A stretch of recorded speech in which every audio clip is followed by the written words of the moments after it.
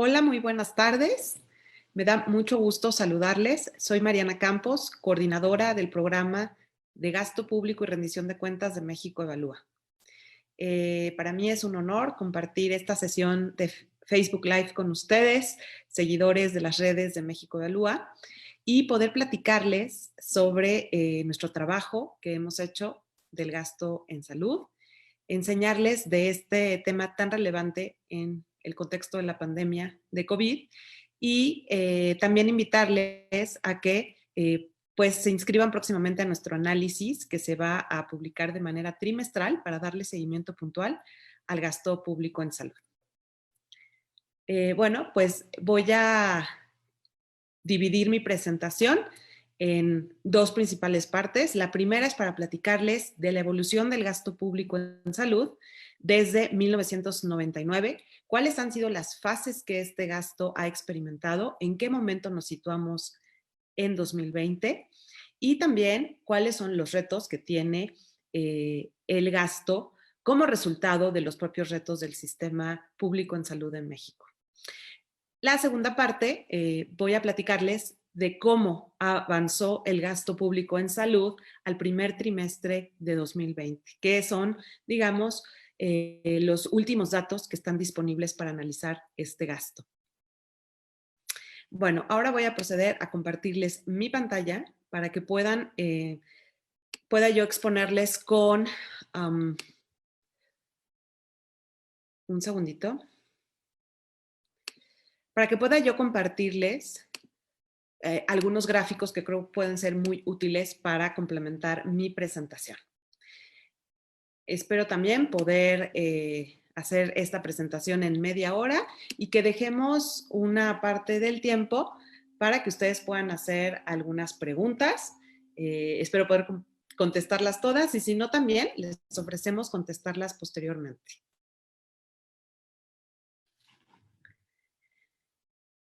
Bueno, este es uno de mis gráficos que más explican cuál ha sido la evolución del gasto público en salud y que pues me parece que es súper didáctica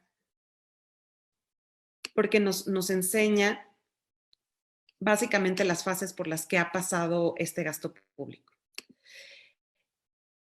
A ver, un momentito porque algo pasó con mi pantalla.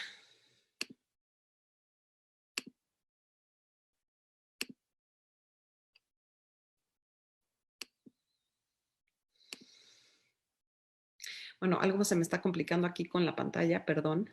Siempre hay un aspecto técnico que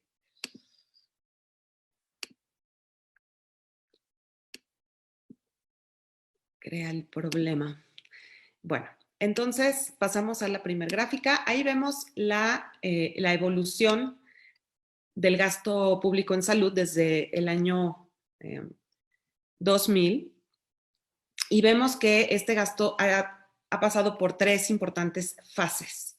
La primera fase le llamamos la fase de expansión del gasto público, en donde, bueno, se caracterizó por tener un crecimiento promedio más elevado que el resto de las dos fases. Fue un crecimiento de 6% anual y esta fase estuvo comprendida entre el año 99 y el 2012. La fase número 2 le llamamos de desaceleración y esta fase se dio entre el año 2013 y 2016 en donde la expansión del gasto se mantuvo a una tasa positiva pero menor a la de 6% observada en el periodo anterior. Alcanzó una tasa promedio de crecimiento de 1% anual. De hecho, en esta fase ya comenzamos a observar subejercicios que no necesariamente se asocian como a una mala temporada económica y que, por ejemplo, en 2014 hubo un subejercicio muy relevante de 2.7% del gasto de salud que no se ejerció en relación a su presupuesto, de alrededor de 17,000 millones de pesos fue ese subejercicio y es uno de los más importantes que se han observado en todo el periodo analizado.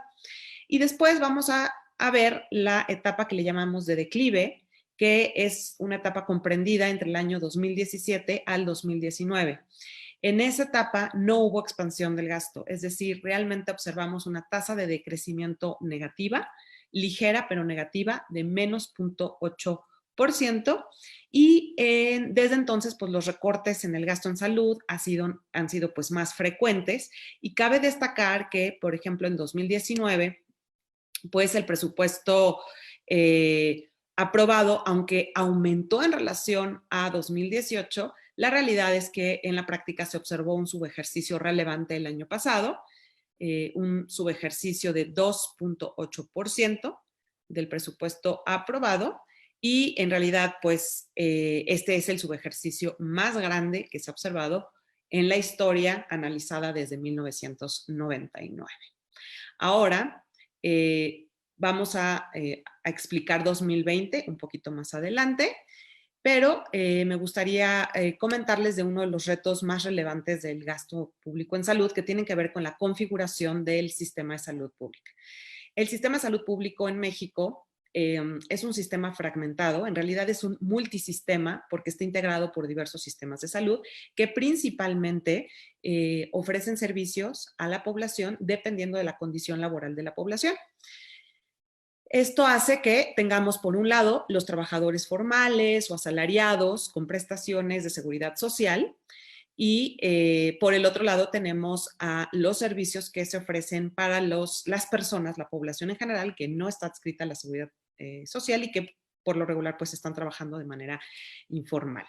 Entonces, es importante considerar esa segmentación para también, se vuelve muy interesante saber en dónde está invirtiendo más recursos el Estado. Y este gráfico nos muestra precisamente cómo ha evolucionado la participación de este tipo de gasto a lo largo de los años. Y vemos que en los primeros años, por ejemplo, la brecha o la participación del gasto para personas con seguridad social fue mayor que la participación en el gasto del sistema que atiende o los sistemas que atienden a las personas sin seguridad social. Vemos cómo esa brecha se va cerrando hacia el año 2008. Creo que ahí fue muy relevante el papel que hizo el Seguro Popular, que el día de hoy se transformó, o en esta administración, en el INSABI, ¿no?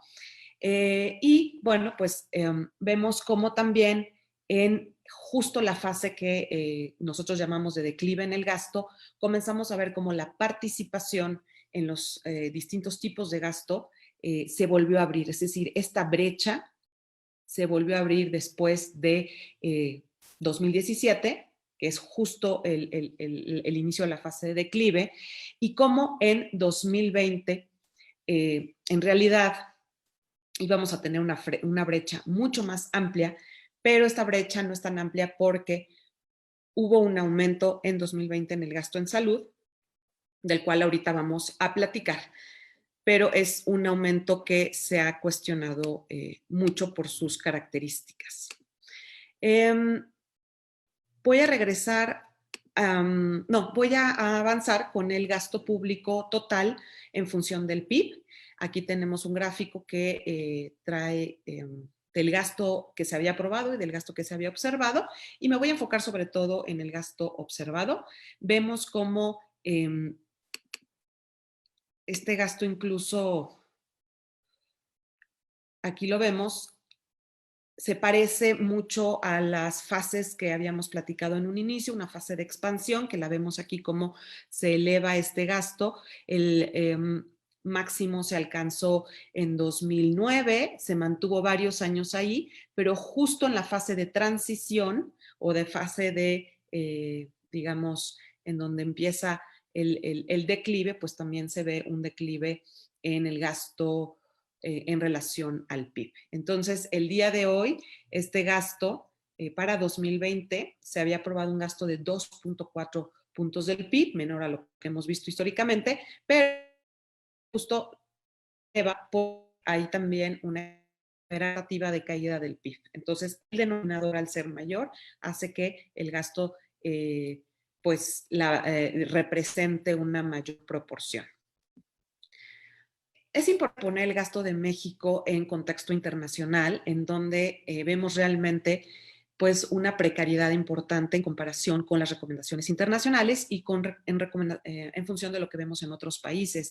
Por ejemplo, en la OCDE hay un gasto promedio en relación al PIB de 6.5%. Esto nos hace, pues básicamente, pararnos al final de este gráfico por observar el gasto más bajo de toda la OCDE y por debajo de la recomendación de la OCDE, que de hecho es justo un 6% del PIB. En ese sentido, es importante señalar que la OCDE ha establecido que si un país tiene un gasto público menor al del 6% del PIB, bueno, pues es natural esperar que pues pueda resultar en sistemas de salud deficientes y que no estén atendiendo el derecho a la salud de manera adecuada. Es importante también decir que el gasto público de México no solamente se compara mal con países de la OCDE, sino también con países pares de América Latina, como es Colombia, como es Chile, que tienen un mayor gasto per cápita. Por ejemplo, para igualar el gasto per cápita de Chile al de Chile, México tendría que incrementar el gasto per cápita en aproximadamente $686 por habitante. Otro de los aspectos interesantes que podemos ver a nivel, en una comparativa internacional sobre el gasto público en salud, es que, bueno, es natural ver en este gráfico cómo participan los distintos gastos en salud. Es decir, el gasto total en salud también incluye el gasto privado o el que hacen las personas. Y pues me parece que ahí México también destaca porque el gasto que llevan a cabo las personas de su bolsillo es, pues digamos, se emplea en atención médica, en análisis, en medicamentos, en el sector privado. Ese gasto en 2018 se calcula que fue de 2.5% del PIB, es decir, algo muy similar al gasto ejercido por el gobierno, lo cual representa un fuerte impacto en el ingreso de la población. Dentro de los países de la OCDE, solo en México se observa una equivalencia tan precisa entre el gasto de bolsillo de las personas con el gasto de gobierno. Lamentablemente, la recomendación internacional, o sea, lamentablemente no la cumplimos porque es que el gasto público debe superar el gasto de bolsillo para evitar que las personas puedan caer en riesgos de empobrecimiento. Es decir, que ante una situación que no prevean, como alguna operación, una emergencia en salud, tengan que deshacerse de activos importantes para mantener su nivel de ingreso. Entonces, en ese sentido, ahí hay una alarma o un foco rojo para México. Bueno, ahora pasamos a la segunda parte de la exposición en donde voy a platicar justo del presupuesto 2020. Como ustedes saben, en 2019 cerramos ese año con un subejercicio muy importante, el más relevante visto desde 1999. Y pues en 2020, ¿qué es lo que sucedió? Hubo un aumento importante en el presupuesto aprobado de digamos, del gasto público en salud federal y se aprobó un presupuesto completo de 692.500 millones de pesos. Es muy importante señalar que 40,000 millones de este gasto proviene de la liquidación de ahorro, es decir, no son recursos que vengan de los impuestos, sino son recursos que provienen del fideicomiso que tenía un ahorro para atender los gastos catastróficos del Seguro Popular. Entonces, lo que se hace es que se aprueba a través de la Ley de Salud que se liquide un tercio del ahorro de ese fideicomiso para gastarlo en la operación de los servicios médicos para la población sin seguridad social que es atendida ahora por el INSABI. No hay precisiones de cómo se va a gastar, por lo cual uno asume que se va a gastar en general en la operación. Esto ha sido muy criticado porque ese gasto de ese fideicomiso en el Seguro Popular se reservaba exclusivamente a ciertas circunstancias, padecimientos o necesidades de ese sistema de salud, mientras que ahora no hay esa claridad. El presupuesto en sí, digamos, sin los recursos del fideicomiso, ascendió únicamente a 652.500 millones de pesos. Esto hace que, si consideramos los recursos por el retiro de dinero de ese fideicomiso, el gasto incrementó 9.4% con respecto al que se había aprobado en 2019 o 13% en relación a lo que se había gastado el año anterior, 2019. Si no consideramos esos recursos del fideicomiso, pues en realidad el presupuesto representó solamente 3% de aumento en relación al presupuesto de 2019 y un 6% de aumento en relación al que se ejerció en 2019. Si nosotros revisamos estos datos, ya considerando el fideicomiso, no es necesario aclararlo todo el tiempo, vamos a revisarlo a la luz de los beneficiarios, es decir, del estatus de los beneficiarios. Es decir, si esto lo desagregamos en los servicios que van a los beneficiarios con seguridad social, de los que van a los beneficiarios sin seguridad social, vemos que en el caso, por ejemplo, de la población con seguridad social, el aumento en relación a 2019 fue de 9%.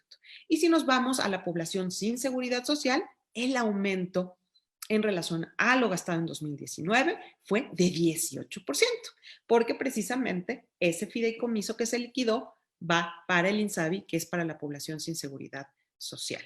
Ahora, ¿qué sucede? Que una vez que el Congreso aprueba el presupuesto, Hacienda suele modificarlo. Eso ya es viejo y conocido. Entonces, si nosotros debemos siempre analizar también cómo se ha modificado ese presupuesto para entenderlo mejor. Y para 2020, al primer trimestre, nosotros identificamos una modificación del presupuesto que aumenta el presupuesto ligeramente en 619 millones de pesos, que esto es pues un aumento muy ligero de 0.1%. Prácticamente ese presupuesto se deja igual, ¿no? Entonces, aquí tenemos un gráfico que nos dice precisamente lo que les estoy platicando. Nada más que en este gráfico no incluimos, en esta parte del gráfico no está el fideicomiso y aquí vemos el fideicomiso. Entonces aquí vemos cómo en el presupuesto modificado pasamos de 692.000 millones de pesos a 693.000 millones de pesos. Y la mayor parte de ese aumento es para las personas con seguridad social. Y me parece que la lógica que hubo atrás de esto es, bueno, ya el aumento en la aprobación del presupuesto había beneficiado mucho más a las personas sin seguridad social. Entonces, ¿cómo hemos ido ejerciendo este presupuesto? Bueno, antes de pasar eso, si quieren, vemos un poco cómo se distribuye institucionalmente el presupuesto de 2020. Vemos que el IMSS es un jugador muy importante y un ejecutor indispensable del gasto público en salud.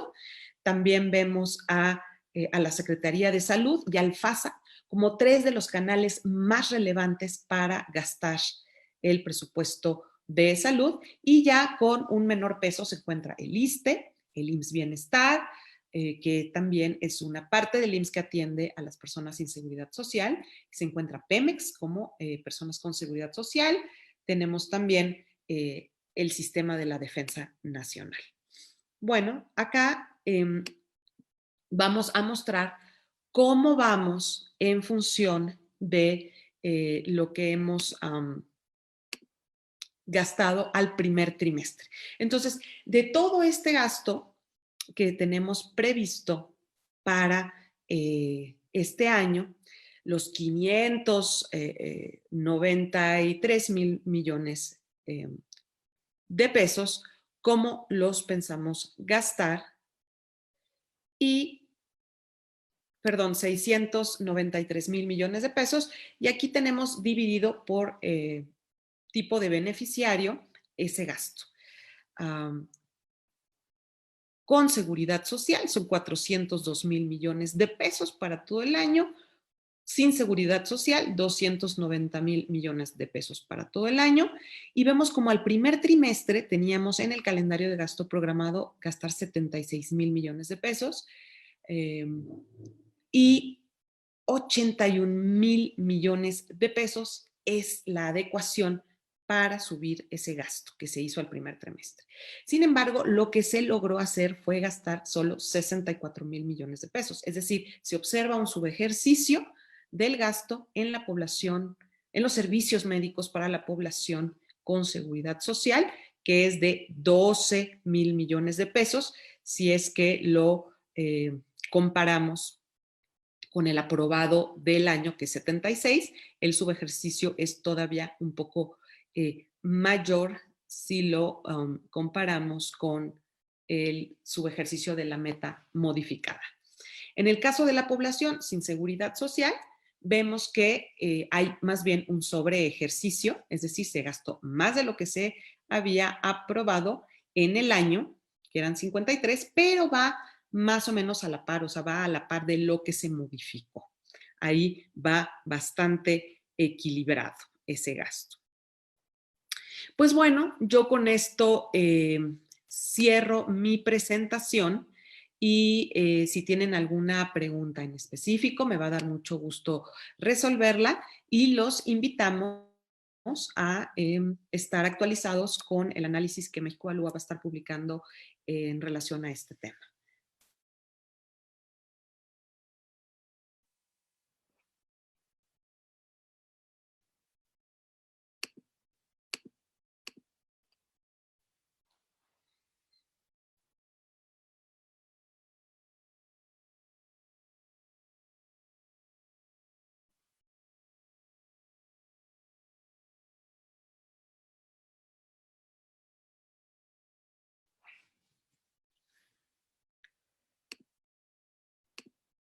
Muy bien.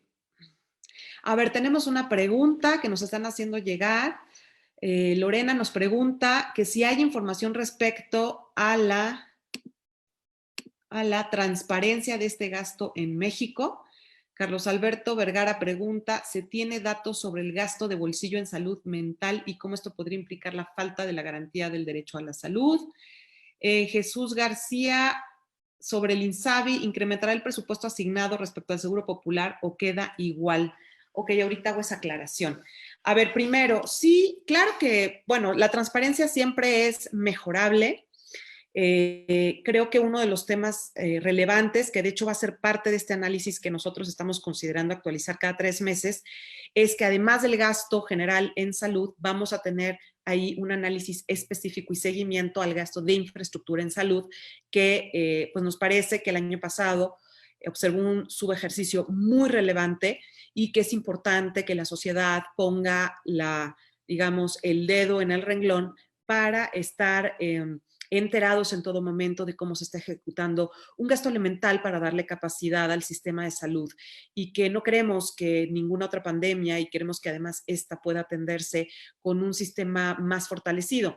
Entonces, creo que ahí es donde falla un poco la transparencia. Hemos notado en nuestros ejercicios que por un lado se reporta el ejercicio del gasto de infraestructura en la salud con los datos del gobierno federal, en donde pues una vez que se deposita parte del dinero a través del gasto federalizado a los gobiernos locales, aquí se considera un gasto ejercido. Sin embargo, cuando uno va a las fuentes de datos que nos hablan del gasto que reportan los estados sobre ese ejercicio, vemos que existe ahí una brecha importante. No se sabe la razón por qué es esa brecha. Posiblemente es porque a lo mejor los proyectos no han avanzado y entonces, aunque la federación ya lo depositó, en realidad no se considera ahí pagado porque todavía los proyectos no han empezado o están en ejecución, pero sería como muy importante que los gobiernos y la sociedad pues pudiéramos crear maneras de que haya más transparencia, esquemas con mayor transparencia para entender exactamente el estatus del dinero público. Por otro lado, sobre los datos sobre el gasto de bolsillo en salud mental, yo creo que podría ser que sí, que esto pueda a lo mejor reportarse en la encuesta nacional de ingreso-gasto de los hogares en México, porque ahí tenemos una información muy rica y muy detallada sobre los gastos de los mexicanos. Yo creo que el gasto en salud es muy importante y debe venir clasificado en muchos rubros, pero no podría garantizártelo porque la verdad es que yo nunca no lo he buscado como tal y no sé si esté en ese nivel de detalle, pero podría ser que sí. Te recomiendo sin duda consultar la ENIG.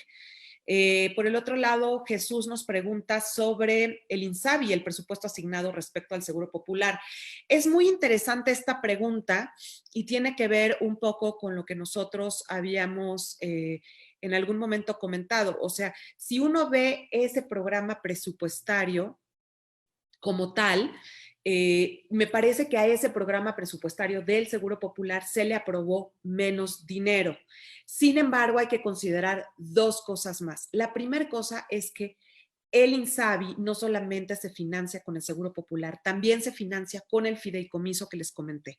Al juntar el presupuesto de ese Seguro Popular con el del INSABI, ya hace que haya un incremento de gasto para el INSABI en relación al Seguro Popular. Sin embargo, es importante considerar lo siguiente. El dinero de ese fideicomiso no es un ingreso recurrente del gobierno, es decir, no va a alcanzar para que toda la vida estemos sosteniendo el financiamiento del INSABI de esta manera, porque ese fideicomiso es un fondo que tiene recursos finitos, alrededor de 120,000 millones de pesos, tenía el cierre del año pasado, y de esta manera si sacamos 40,000 cada año, le va a alcanzar más o menos como a 3 años de mantener el INSABI de esta manera.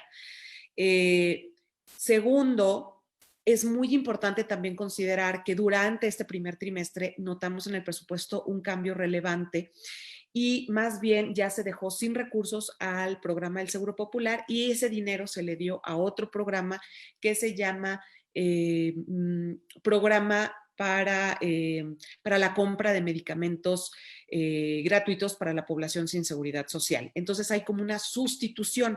A la hora de que se hace esa sustitución, se le sube un poco el presupuesto a este programa de medicamentos gratuitos. Entonces, con ese incremento más lo que se liquida del fideicomiso, en efecto, para este año se prevé un incremento. Ahora, no hay que olvidar que hemos observado que hay subejercicios, entonces es muy importante ver y darle seguimiento cada trimestre al gasto público en salud. Por otro lado, no, el gasto que estoy presentando no incluye pensiones. La seguridad social, sin duda, incluye pensiones, pero ahorita estamos analizando nada más la parte de los servicios médicos y del gasto en salud. Así es atención médica, son insumos y toda la infraestructura para otorgar el servicio. Sin duda creo que tienen que las instituciones rendir cuentas sobre los subejercicios. Es muy importante entender la razón de por qué un presupuesto no termina de ejercerse. Esto puede deberse a que simplemente pues no se formalizó un cambio en el presupuesto, hubo menos ingresos o tenemos problemas de ejecución, es decir, problemas en la toma de decisión y en la implementación del presupuesto. Eso también puede ser, yo creo que es importantísimo. Eh, bueno, en relación al gasto de las entidades federativas, es bien relevante comentarles lo siguiente. Sí vimos que dentro, como les comentaba yo, el presupuesto modificado lo analizamos bastante porque estamos atravesando una pandemia y queríamos entender qué aspectos son relevantes para compartir sobre el presupuesto modificado. Lo primero que yo les diría es que en términos absolutos, aunque hay un cambio al alza, en realidad es muy pequeño y prácticamente se trata del mismo presupuesto. Sin embargo, sí encontramos movimientos muy interesantes al interior de los programas y de las partidas. Y si quieren, les comento brevemente de algunos que vimos que nos parecen como muy interesantes. Por ejemplo, para el caso del IMSS, notamos que hubo un cambio para aumentar el presupuesto del programa de atención a la salud, lo cual es muy entendible dentro de esta pandemia. Y además, vimos que, por ejemplo, hubo un recorte en el programa de costo administrativo del IMSS. Entonces, ahí vemos cómo se empata y no se ve un cambio radical en el presupuesto, pero sí existe redistribución de la asignación de los recursos, ¿no? Y por el lado de, en el caso, por ejemplo, del presupuesto de la Secretaría de Salud, vemos que hay una pequeña afectación hacia abajo en el presupuesto de esta secretaría y eso fue parte de disminuir en 1.500 millones de pesos un programa de la secretaría que es precisamente para fortalecer los sistemas de salud a nivel estatal. Entonces, ese recorte a nosotros nos parece cuestionable en medio de una pandemia.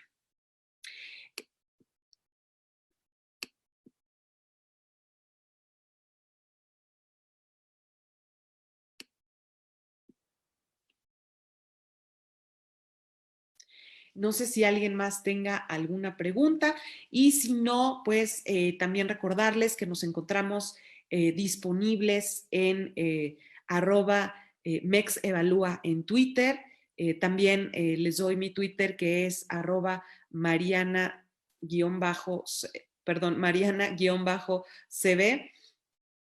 y para que me sigan en el Twitter, se los voy a aclarar por aquí porque está un poco confuso, es Mariana-C-V. Ahí me encuentran en Twitter.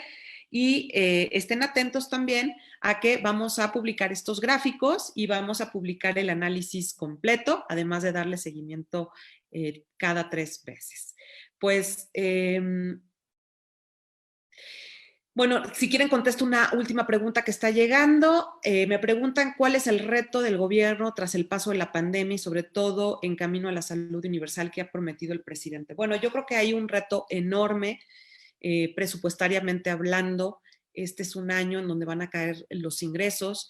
Es un año muy complejo en términos de crecimiento económico y recursos disponibles. Y tenemos además un sistema de salud que va a estar estresado mientras no haya una vacuna, va a estar continuamente en estrés por esta pandemia del COVID. Entonces, pues el reto es que tenemos menos recursos, pero más necesidades en el sistema de salud. En ese sentido, creo que la prioridad tiene que ser el cumplimiento de derechos de los mexicanos y garantizar un mejor acceso a la salud para la población y poder salvar vidas. Creo que ese objetivo es incuestionable. Y pues sin duda ha sido pendiente o ha estado pendiente en la agenda una reforma fiscal que el gobierno tendrá que emprender. En mi opinión, una reforma fiscal siempre es mejor llevarla a cabo durante el primer año de gobierno. Creo que este fue un gobierno que inició su administración con muchísima legitimidad y mucho apoyo social. Me parece que se desperdició la oportunidad de haber generado recursos que pudieran mantener de manera, digamos, sostenible el INSABI o el sistema de seguridad de salud universal para México, ¿no? El problema y el reto que tienen es que el INSABI no digamos, el incremento en este momento proviene de un fideicomiso que en realidad tiene recursos finitos, no son recursos de ingresos recurrentes, es decir, que los vamos a tener de manera continua, por lo cual el reto está en que tenemos que lograr tener ingresos recurrentes para que podamos sostener el aumento del gasto de salud y poder salir de este bache que hemos observado desde 2017 del gasto en salud. Es decir, la fase que yo les comentaba, que es la fase de declive o la fase de decrecimiento del gasto. Entonces, en ese sentido, creo que tenemos un reto como país y el gobierno tiene un reto muy grande, pero que, pues, si está comprometido con México, tiene que comenzar a librarlo y a ponerlo como prioritario en su agenda. Bueno, ahora sí me despido. Muchísimas gracias a todos y espero que pues nos veamos próximamente. Ay, me están pidiendo una última pregunta, ya me despidió 3 veces. Ahora sí es la última y las demás les prometo que se las enviamos con una respuesta a sus correos. Me preguntan que sí, ¿por qué hay tanta queja de la falta de insumos? Esto es muy importante, sin duda, porque, bueno, recuerden que hay un aumento en el presupuesto aprobado. Vimos que, por ejemplo, en el caso de las instituciones de seguridad social formal, aunque hubo un aumento en el presupuesto aprobado y modificado al trimestre, vemos que no se cumplió y que hay subejercicio. Entonces, posiblemente las quejas, por ejemplo, en el IMSS puedan tener que ver con eso. Vimos también que el año pasado se subejerció la adquisición de equipamiento médico. Entonces, el problema creo que pudo, el año pasado, al tener el subejercicio más grande desde 1999, el gasto en salud pudo haber afectado sin duda la adquisición y entonces iniciamos este año ya con un faltante del año pasado y como yo les decía, observamos en una parte del gasto, el gasto que va a las instituciones de seguridad social, vemos un subejercicio al primer trimestre, aunque no es el caso para las que atienden a los pacientes o a las personas sin seguridad social. Bueno, ahora sí me despido y les deseo la mejor tarde. Gracias por seguirnos.